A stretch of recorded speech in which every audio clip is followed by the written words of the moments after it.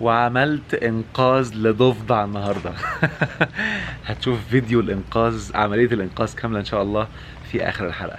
اهلا بكم في هذه الحلقه الجديده من الفيديو. لا زلت في الهند الجميله وهودعها النهارده ان شاء الله، فقلت يلا استغل فرصه الروقان وحاله الاستمتاع اللي انا فيها ونطلع لحاجه مهمه، وحلقه انا شايف انها مهمه قوي، لان السؤال ده اتكرر وجالي كذا مره وعامل لخبطه عند الناس، فعايز اوضح الجزئيه دي. السؤال ده بيقول طيب طالما الإنسان يعني ما أصابكم من مصيبة فبما كسبت أيديكم، ما أصابك من حسنة فمن الله، وما أصابك من سيئة فمن نفسك. لو فعلا بقى كل حاجة بتحصل لنا من نفسنا، وكل حاجة أنا السبب أو أنا المسؤول عنها، طب أنا كده مش هساعد الناس. أنا كده لو شفت حد عنده مشكلة مش هساعده، ما يعني هقول له تستاهل بقى. مين قال كده؟ ده يعتبر فهمك. خلي بالكو، القاعدة لا تتغير بتغير فهمك او بتغير تصورك، هي قاعدة. المشكلة في تعامل الناس مع هذه القاعدة. بمعنى، انتوا عارفين ان كمية بشر بيتألموا ألم رهيب لما بيقعدوا يشوفوا ناس من وجهة نظرهم ما بيعملوش حاجة غلط، ده رائعين جدا، يا حرام هو ليه حصل لهم كده؟ يبقى قاعد متضايق، وعقله، والشيطان بيقعد يلعب في الحتة دي كويس جدا، وعقله اللاواعي بيبقى بيركز ان الشخص ده مظلوم، يا حرام. فانتبهوا بقى، لان الجزئية دي بتخلي الانسان جواه يفقد الثقة بربنا ويتهز مبدئيا. واتكلمت كتير في الموضوع ده، انت مالكش تحكم على حد، لا تحكم ايجابي ولا تحكم سلبي، مش شغلك. يعني ما عليك من حسابهم من شيء، مش شغلك. واللي بيعمل كده والله العظيم انا من وجهة نظري بيبقى الجزاء اللي بياخده في الدنيا لا تتخيلوا عامل ازاي، وبيعيش لحظات ألم رهيبة لانه يتألى على الله، لان الحكم لله. ربنا قال ان الحكم الا لله، واللي هيفسرها غير كده هو حر. انت حظك، عايز تتبع اراء تانية براحتك، بس هتشوف النتائج بتحصل لك في حياتك. فالنقطة المهمة قوي ده، حتى بحب اقول الجمله كمان عشان تكون المعلومه كامله، حتى يعني اللي ربنا سمح له بانه يحكم ما ينفعش يبقى واحد، لازم يكونوا اتنين، ولازم يكونوا ذوي عدل او ذوي عدل يعني معايا، عشان يبقى مشهود ليهم بانهم عادلين، مش اي حكم وخلاص. وبرضو معلومه كمان عشان تكون الصوره واضحه، نفترض يا سيدي، قلتها كتير في كورسات بس هعيدها اللي ما شافهاش، نفترض النهارده، وعلى فكرة معظم الناس كده ماشي، مع اختلاف طبعا التفصيل اللي هقولها. انا دلوقتي بعمل لك حلقة مفيدة جدا وهتفيدك في حياتك، وبعد ما خلصت قمت رايح قعدت اقرأ قرآن واعمل حاجات كويسة وخير، وبعدين بعمل احسان الى والدي واحسان الى والدتي، وبعد كده قمت رايح شارب خمرة وعملت دماغ شويه، وقمت طالع بعد كده رايح صاله ديسكو، قعدت ارقص، وقدامي شويه بنات بلعب معاهم وهزر معاهم ونبوس في بعض وما اعرفش مين، وبعد كده قمت خارج لقيت واحد غلبان مسكين قمت مديله فلوس، وبعدين قمت رايح لقيت واحد محتاج حاجه مساعده قمت مساعده، وبعدين لقيت واحد متنرفز منه قمت مزعق له وشتمه بالاب والام وموقعه في الارض وضربه ودايس على وشه بالجزمه بمنتهى القوه، وبعدين قمت رايح بعد كده لقيت نفسي قاعد عايز اقول مقالة جميلة، قمت عامل مقالة على الانترنت تفيد الناس، وبعدين عملت قيام الليل. هتحكم عليها ازاي؟ يلا قول لي كده. وده ملخص يوم، تخيل بقى بقية الايام، تخيل اسبوع، تخيل شهر، هتحكم عليها ازاي؟ ان الحكم الا لله. خلاص كده. عشان كده من ضمن جزاء اللي بيحكمه انه بيتألم بحكمه، بيبقى بيحكم على شخص انه كويس جدا ورائع، فمستغرب يا حرام هو ليه حصل له كده؟ طب ما ده حكمك انت. وبرضه ده الحكم الايجابي على فكره برضه غلط. كل انسان، وبكررها 50 مره، يخطئ ويصيب. دماغك مصحصحه، اي كلام تسمعه حلله فكره، لا تتبع اي بشري. فهمت اقصد ايه؟ واتكلمت كتير جدا في الحته دي. اوعى تتبع اي بشري، كل الناس بتغلط. انا مثلا ساعات لما اكون عامل حلقات برجع اشوفها، يا ربي انا قلت الايه غلط، دخلت ايدي في بيحصل غلط وانت مش واخد بالك معايا. ممكن اقول معلومه وبعد اسبوعين اكتشف انها محتاجه تعديل، فيها حته ناقصه. ممكن اكون بقول معلومه من الذاكره معايا، واحنا عارفين الذاكره عادي ممكن تخني. ممكن اكون قايل مثلا معلومه انها في الكتاب الفلاني وهي في الكتاب الثالث، انا مش واخد بالي، فده خطا. اللي انا اقصده، اوعى تحكم على حد انه واو رائع ما بيغلطش، ده هيوقعك في مشاكل كتير ويخليك تتبعه، ممكن تروح في داهيه زي اللي بيروحوا يفجروا نفسهم لانهم بيتبعوا الساده والكبراء عندهم بيعتبروهم علماء ويقولوا له يا عم روح جاهد وموت وولع، ما ده بيتبعه حط حكم انه من المستحيل يغلط، او بيقرا كتب السابقين ده العالم العلام مستحيل يغلط، ممكن يروح في داهيه ويعمل حاجات غير منطقيه بس اصل الفلان قالها، ده اسمه حكم ايجابي انك حط عليه ما بيغلطش، بالعكس ده انا افكر. حلو كده، كله يؤخذ منه يرد معايا. وكذلك اللي بيحط حكم سلبي، خلاص انا اتكلمت في سلبي كتير، هنا بتكلم في الحكم الايجابي. بتكلم بسرعه عشان عندي موعد تاني فعايز اخلص لكم اكبر قدر من المعلومات، ولكن هبقى ريلاكس عشان المعلومه توصل بدقه. فلما تلاقي حد عنده اي شيء سلبي وانت بقيت فاهم بقى، قول ايوه، هتبقى هادي، مش صعبان بقى ويا حرام وكأنه مظلوم. هو في شيء خطأ انا معرفوش، ولكن ربي لو انا ساعدته هيديني ثواب رائع وهيديني ثواب جميل. هديكم مثال بسيط عشان تبقى الصورة اكثر وضوحا. نفترض النهاردة واحد بيشرب مخدرات يا سيدي، غلط واضح هو عند كل الناس، حلو، بيشرب مخدرات وفجأة جاله لخبطة وداخ فراح خابط في حيطة رواع بينزل دم. هتقول بقى ما هو الغلطان مش هساعده؟ ايه الكلام ده؟ خطأ وربنا هيحاسبه. انت بقى شفت واحد قدامك بيقع ما ساعدتوش، دي مشكلة عندك، مالكش دعوة بقى ربنا بيحاسبه ازاي، هو غلطان مش غلطان، دورك تساعده. بس وانت بتساعده هتلاقيه بتقول له يا اخي ربنا يهديك، مش متألم عليه ويا حرام والمسكين، لانك بقيت فاهم ان ما فيش مخلوق بيحصل له خطأ الا لما او حاجة سلبية الا لما بيكون هو اللي مستحقها او وقع في شيء ما، عمل ما خلاه يجيله. وعلى فكرة مش لازم يكون العمل ده، يعني كلمة ذنب عند الناس مفهومة غلط للأسف. انت عارف ذنب معناها ايه؟ لو انا فتحت علبة دواء خلاص وانا بحسبه بتاع صداع فخدتها وهو اصلا طلع بتاع حاجة تانية وضرني، ده ذنب، لان ربنا قال لنا اسألوا اهل الذكر ان كنتم لا تعلمون. لو انت ما تعرفش اسأل، لو عرفت خلاص، لو انت عارف ودارسها خلاص، ما عرفتش اسأل. ولما تسأل برضه مش تمشي وراه، فكر في كلامه واسأل في عند واحد تاني احتياطي معايا. واحد مثلا ماشي في الشمس وفضل ماشي ماشي ماشي ماشي والشمس ضربة في دماغه لغاية ما خد ضربة شمس وجاله حمى، ما ده ذنب. ليه؟ ما انت المفروض تبقى عارف انت هتمشي في الشمس. يعني عشان كده ركزوا معايا بقى، الاصل في الحياة ولو تفتكروا بقى زمان ودي اصل الطبيعة، انك انت كل حاجة ما تعرفهاش، الشجرة دي مفيدة ولا لأ، الثمرة دي مفيدة ولا لأ، فانت لازم تعمل تجارب وتعلم قبل ان تفعل. اياك ان تمشي بالظن، بيودي الناس في داهية، وهو اللي مودي الناس في داهية هذه الايام. فانت تعرف تسأل، حلو كده، وبالتالي ده اسمه ذنب، ان انا لما اعمل حاجة من غير ما اسأل اسمه ذنب. فعشان كده لما اقول بسببك او عشان انت عملتها مش لازم تكون عملت مصيبة يعني، لا. ساعات في ناس في الامتحان يقول لك ايه، يا انا ما كنتش اتوقع عندي هتيجي في الامتحان، طب ما ده ذنب، ده اللي اسمه ذنب بقى، حلو كده، لانك المفروض تنفذ امر ربنا، اسال، او المفروض تعمل اللي عليك، ما تحطش ظن، اتباع الظن نفسه ذنب معايا. وبالتالي الناس حصروا الذنوب في حاجات تانية كتير وكلها شهوانيه، لا الذنوب كتير قوي وتفاصيل كتير قوي معايا. يعني معلش يعني ربنا امرنا بالاحسان خلاص، لو انت خارج مبهدل ذنب، لو انت مش لابس شيك ذنب، بس ما حدش بيقول لكم الكلام ده، لان ربنا امرنا بالاحسان، وربنا امر ووعد المحسنين ليهم ثواب كتير وليهم فايده، والذين احسنوا الحسنى وزياده. فانت بتعمل اشياء سيئه مبهدل نفسك، طب ليه الا لو كنت مضطر بقى معايا. ايه كميه معايا اللي انا قلتها دي؟ المهم فانت بقى تبقى واعي، انا لقيت شخص في مشكله ما مش هعمل عليه قاضي، مخول انك تتكلم وهو في حاله ينفع استقبال منك كان بها، ما ينفعش استقبال ما تجيش هو في مشكله انت الغلطان وانت كذا. ايه يا عم ده يا عم، يعني انت كده تفتقد ابسط حاجه في حتى لغه النقاش او نيجوشيشن. لا، لما يسالك قول له، دورك بقى بذكاء. يعني عشان كده ادعو الى سبيل ربك بالحكمه والموعظه الحسنه. سيبك من اللي بيقولوا مباشر، ده ما بينفذوش امر الحكمه دي خالص. مباشر صلي كذا، ده مباشر ملوش دعوه.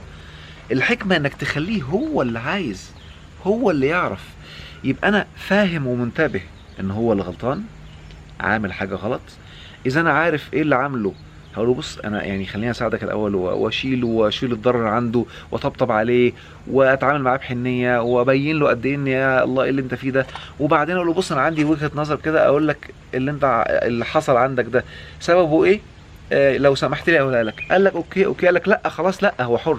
فهمت قصدي؟ بس انا بتعامل معاه وانا فاهم.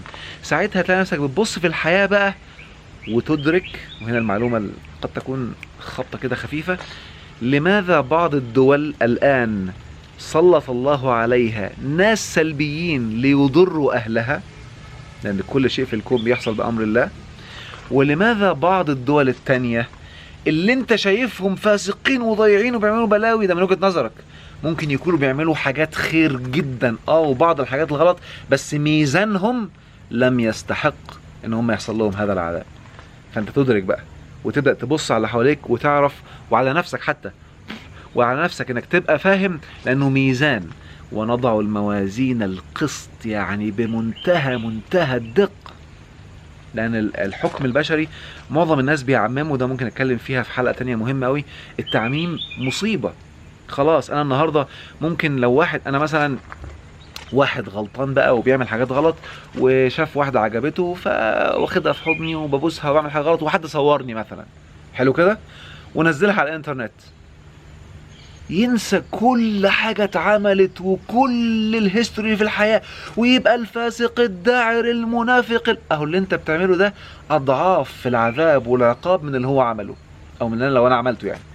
ليه؟ لان ده عند ربنا اسمه ذنب، له قدر من العقوبة وقدر من الجزاء، وبرضه اللي عملته قبل كده من الخير له قدر من الجزاء، واللي هعمله بعد كده من الخير له قدر من الجزاء، فهو ميزان. وبالتالي ربنا اللي بيحكم مش انت. مصيبتنا كبشر وبعض الناس اللي بيحكموا بيعمموا ان يقوم عامل بوز على السلبي، وزي هتشوفوهم كتير بقى معظم الناس اللي بتهاجم خلاص ينسى ده. حتى لما يلاقي ايجابي يقول لك ايه، باين لك دماغه عامله ازاي، انه يضع السم في العسل، يعني هو شايف انه عسل، فمثلا يلاقي حاجه ساعتين ثلاثه هو شايفها كلها عسل، يبحث عما يراه سم، هو متبرمج على كده، ويقوم مطلع السم، دقيقه سم، دقيقتين سم، وكل العسل وحش. حلو كده، مع ان تقريبا السم اللي اتحط في العسل بيفقد مفعوله وما يضرش، بس ما علينا. المهم، فابتعد عن هذه الاحكام خالص، لا حكم ايجابي ولا حكم سلبي، هو بشري كرمه الله سبحانه وتعالى غصب عني. وربنا قال ولقد كرمنا بني ادم، لا قال لك دينه ايه، ولا قال لك تفكيره ايه، ولا جنسيته ايه، ولا لونه ايه، ولا لبسه ايه، ولا غناه ولا فقره ايه، كله مكرم. الاقي واحد ايا كان بيعمل اي حاجه سلبي، يعبد حتى الصرصار، ابتسم معاه، اسلم عليه برقي، هو انسان محترم، لان ربي اللي شايفني وربي اللي مكرمه، وهيحاسبني لو قلت له قول سيء. فهمت قصدي؟ ربنا امرنا قولوا للناس حسنا، مش للحلوين، للناس حسنا. خلاص، فاتعامل معاه كويس، وبعدين تعالى بقى انت مكرم بس فعلك سيء جدا، تعالى يا عم ايه الصرصار اللي بتعبده ده يا عم، واتناقش معاك وتعالى. وبتعوده ليه؟ طب قول لي، ياه بجد يعني الصرصار قبل كده مره دعيت له فجاب لك يعني هي فلوس، ولا جاب لك حاجه، ولا خلى حاجه تشفى، ولا خلى حاجه مشكله عندك تصلح؟ ده صرصار جميل قوي. طب انا يا حرام ده في ناس بيدوسوه، طب ده ناس بيفعصوه بيدوسوه عندنا في بلدنا، ليه ما بيحميش نفسه؟ بتفكر معاه بروقان وبتضحك بتهزر، مش اللي انت بتعمله ده استغفر الله وايه القرف ايه يا عم ده، ايه اللي انت بتعمله ده؟ اللي انت بتعمله الان اساءة اكتر من اللي هو بيعمله، لان هو لو بيعبد صرصار ده ذنب بينه وبين الله، لو فاق واستغفر ربنا هيغفر له، ولو ما يعرفش ان في اله صدقني ربنا ما هيحاسبه، لان الكافر هو اسمه كافر ليه؟ عرف ان هناك اله وكفر، ده الكافر. لكن واحد ما يعرفش ان في ربنا وصحي من اتولد لا امه بتعبد الصرصار ولا النمله وابوه بيعبد كذا فعبدهم، ده ما اسموش كافر، ده اسمه جاهل. حلو كده، او لا يعلم، واللي لا يعلم ده حسابه على ربنا. احنا طبعا شطار في الاحكام جدا للاسف الشديد، وللاسف اللي بيحكم كتير تعرف انه ما سافرش وقاعد في بلده في حته صغيره كده، ما عندوش يعني وعنده ضيق افق، ما عندوش وسع افق، ولا عنده بيان، فبتطلع الحاجات دي كلها. فاللي انا اقصده اتعامل مع الشخص باحترام، قدره ايا كان اللخبطه اللي هو فيها، ساعده، عرفت تساعده ساعده، معرفتش اتصرف، حد يساعده، بلغ حد تاني، عملت اللي عليك خلاص، لكن ودي حتة تانية كمان بقى، لا تتحمل مسؤولية انقاذه. ليه؟ انت بتعمل عليك وتمشي، ربنا هيحاسبك، النتيجة بقى مش شغلك، لانه امام الله لو لم يستحق النتيجة لو اجتمعت الارض مش هتساعده. ودي حتة مهمة قوي، للناس عمالين يساعدوا. انا اعرف حد جالي مرة جلسة مليونير، اتعرف على حد غلبان وبتاع وحصل له مصايب وكان عنده فلوس وفلس وساعده واداله فلوس، والتاني وعمل حادثه وكان عايز عمليه كبيره فدفع لغايه ما فجاه قال انا بقيت مزنوق جدا ومديون، والراجل لسه تعبان. قلت له انت ايه اللي بتهببه ده؟ انا اسف يعني، ايه اللي بتعمله ده؟ انت جربت مره وجربت التانيه ولقيت الكيرف عمال ينزل، دي اشاره انه بيعمل حاجه غلط. مساعدتك ليه بقى ما تبقاش بالفلوس ولا بالخارج، مساعدتك ليه تبقى بالداخل. ظبط اللي جوه، اتفرج يا جميل، شوف انت بتعمل ايه، استحقيت من الله ده، ودي اغلى مساعدة ينفع تعملها له. قلت اقول لكم عشان في ناس كتير بيحصل لهم لخبطة كتير وقاعدين بيعيطوا وبيعانوا واللي بيحصل كذا واللي بيحصل كذا، فانتبه. حتى لو لم تفهم بعقلك، يعني لما ربنا يقول كده ما اصابكم من مصيبة فبما كسبت ايديكم، شكرا. حتى لو ما فهمتهاش يا رب انا مصدقها، حتى لو حاسس انها مش داخله دماغي بس انا مصدقها.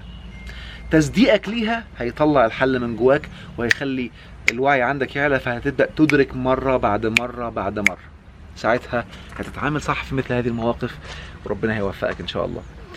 الدنيا كانت بتشتي الصبح فصورت لكم شويه صور حلوه كده، وكان في ضفدعه عملت لها عمليه انقاذ، هوريكم الفيديو دلوقتي. ولقيت عارفين اسمها ايه؟ ام 44 ماشيه، فاخدت لها بعض اللقطات. بص انا بحب التصوير قوي وبحب اتامل كده، واحيانا بتبقى الحاجات هاديه وانا ماشي بطيء، انا قاصد عشان اهدي عقلك. الناس اللي دايما مستعجلين هتلاقي متنرفز عايز يجري عايز موسيقى سريعه، لا انا قاصد ابقى هادي وماشي بالراحه، تسمع الصوت. عشان كده وده بيهدي عقلك جدا وبيفيد طاقتك جدا. عشان كده وتحدي ايا كان مودك قبل ما تشوف الفيديو، هتلاقي نفسك بعد الفيديو مودك بقى هادي، طاقتك بقت فريش، وحسيت بيه ان في حاجه خرجت. ده بيبقى هدفي وانا بعملها بطريقه معينه طاقيه عشان تخليك مرتاح، يبقى حتى وانت بتتفرج على الفيديو ومش دارس طاقه هتستفيد برضو ان شاء الله. ربنا يوفقك يا رب ويجعل كل ايامك جنات ونعيم وروقان على الدوام.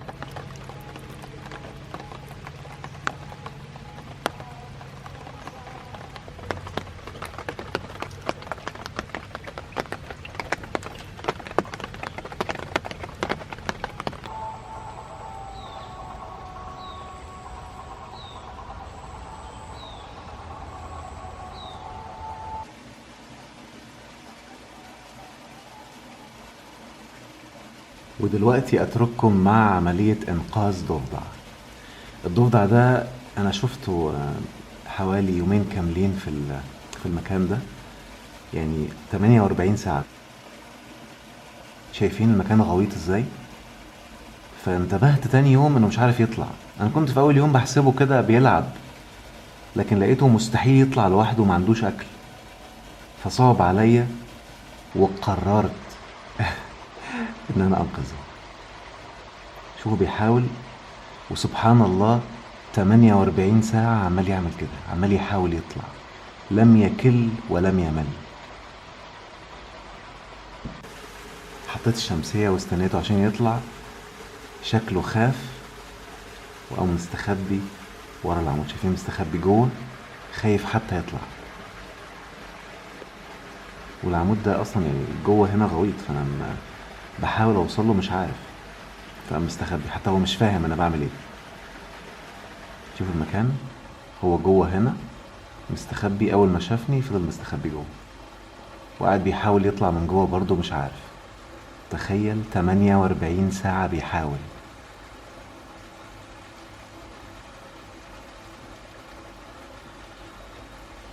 فضل مستخبي هنا شوية. اخر ما زهقت بقى قلت لازم اخوفه من الناحية اليمين عشان يطلع من الناحية الشمال. فقمت واخد الشمسية ورايح عند الناحية اللي هي على الشمال دي، اللي هتبقى بقى على يميني. قعدت احاول ازق المية جامد بقوة من هنا عشان اخوفه ويطلع من الناحية التانية، وفعلا مفيش 10 ثواني قام طالع من الناحية التانية. قعدت ازق المية بسرعة برضه عشان يبعد شوية عشان اعرف امسكه او اطلعه. برضه خايف مرعوب. شوفوا بينط، كل ما احاول امسكه بينط. يا ابني والله العظيم انا عايز اطلعك يا حبيبي، تعال. يا ابني والله العظيم عايز اطلعك. برضه خايف ينط بره. والله ما عايز اذيك، والله عايز اطلعك.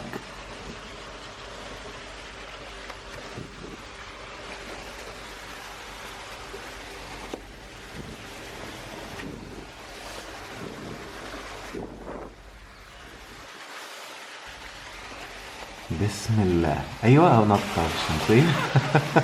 اخيرا نط في الشمسيه جوه.